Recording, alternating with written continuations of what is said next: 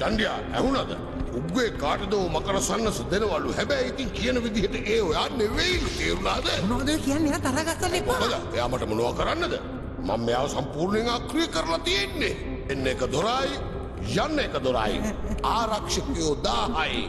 එකම එක හිරකාරයයි. ඒක වෙන්න පුළුවන්. හැබැයි ඒ හිරකාරයා තායිලු.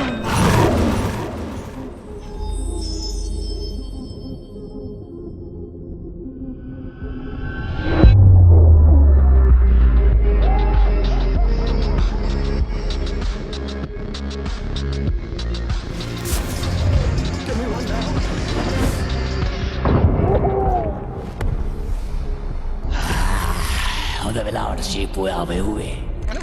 මං හිතුවේ මාව අමතක වෙයි කියලා. කියනවා යාට ඇත්ත මකරන ශූරයා ගෙදරෙනවා කියලා.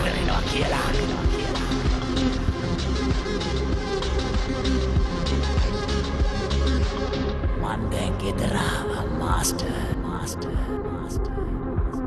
කවුද මට හීන මාලිගා පෙන්නුවේ?